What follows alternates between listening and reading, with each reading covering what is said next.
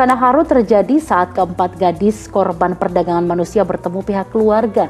Keempat korban dipaksa melayani lelaki hidung belang di sebuah kafe di Kabupaten Paniai, Papua.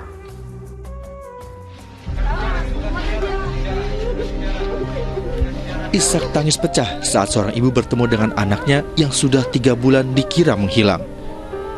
Suasana haru ini terjadi di Mapolres Indramayu, Jawa Barat, saat 4 gadis yang berasal dari Indramayu, Cirebon, dan Majalengka tersebut berhasil dibebaskan setelah menjadi korban perdagangan manusia. Sebelumnya, keempat gadis yang masih berstatus sebagai pelajar sekolah menengah pertama ini dipaksa bekerja sebagai pemandu lagu dan melayani tamu hidung belang, sebuah kafe di wilayah Kabupaten Paniai, Papua.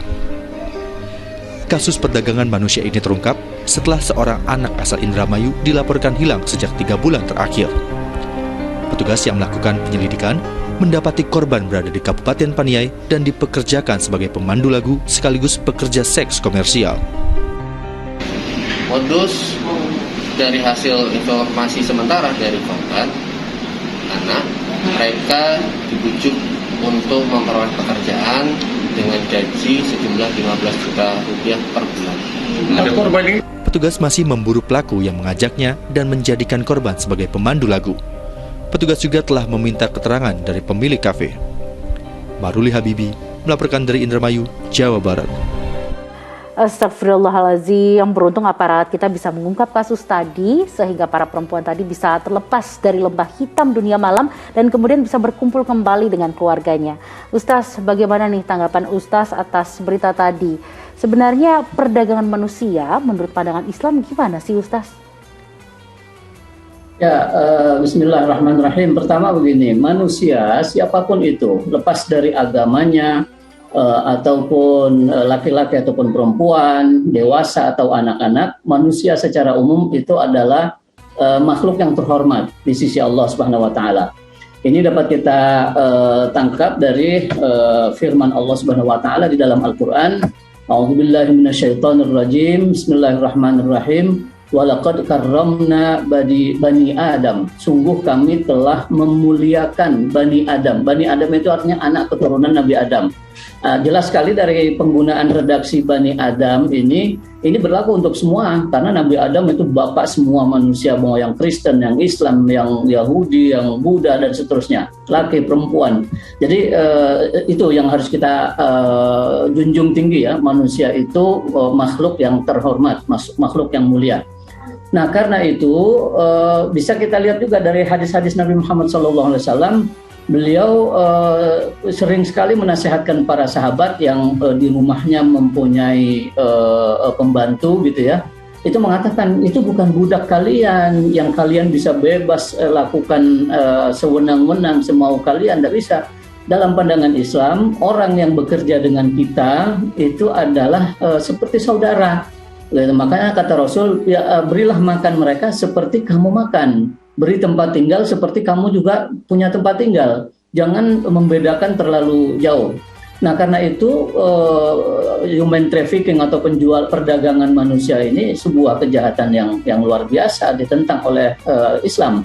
Dan saya kira kita semua mungkin pernah membaca bahwa pemimpin tertinggi umat Islam di Mesir, Al-Azhar, kemudian pemimpin tertinggi umat Kristen di Vatikan, itu semuanya juga sudah pernah menyatakan betapa human trafficking atau perdagangan manusia ini sebuah kejahatan dunia, kejahatan internasional yang harus kita cegah.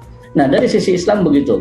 Rasul mengatakan bahwa ini kan kasusnya perdagangan, sebetulnya di modusnya kan dipekerjakan sebagai pelayan atau penyanyi atau pemandu lagu di karaoke, di kafe. Tapi nyatanya kemudian dijual, dijadikan wanita hiburan dan seterusnya.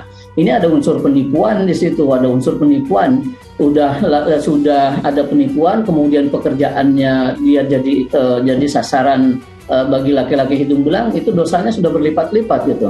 Nah, kemudian kalau kita lihat sejarah berikutnya pada masa Umar bin Khattab radhiyallahu an, beliau itu pernah dilaporkan oleh seorang Kristen di Mesir ketika anaknya itu dipukul oleh anak gubernur Mesir saat itu, Amr bin Al-As.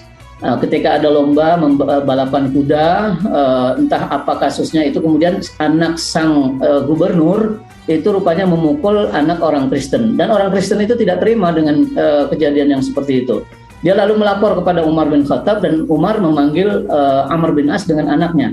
Nah, ada ungkapan dari Umar bin Khattab yang begitu melegenda sampai sekarang. Beliau mengatakan, sejak kapan kamu memperbudak orang atau anak-anak yang oleh ibunya sejak lahir dia sudah terlahir secara bebas? Kita ini semua lahir bebas, punya kebebasan. Kenapa kemudian ada yang berani memperbudak? Kenapa ada yang kemudian berani berlaku sewenang-wenang kepada orang yang sebetulnya bebas merdeka di mata Allah, bahkan bukan cuma di mata manusia?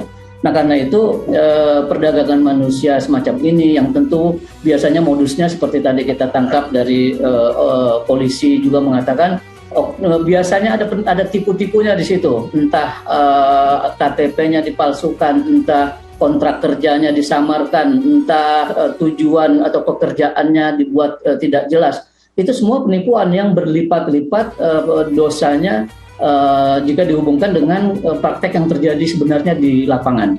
Saya kira ini kita semua harus punya kata sepakat yang sama untuk memberantas kejahatan-kejahatan semacam ini, karena semua agama, bukan cuma Islam, semua agama sebetulnya juga melarang praktek memperjualbelikan, berdagang dengan manusia. Manusia orang terhormat, makhluk terhormat. Kenapa harus kita jadikan alat untuk kita jual belikan gitu? Tentu ini sebuah kesalahan luar biasa. Itu saya kira pandangan saya, Mbak Sheila. Ya, baik Ustaz. Semoga kejadian seperti ini tidak terulang kembali dan pelakunya bisa mendapatkan ganjaran yang setimpal.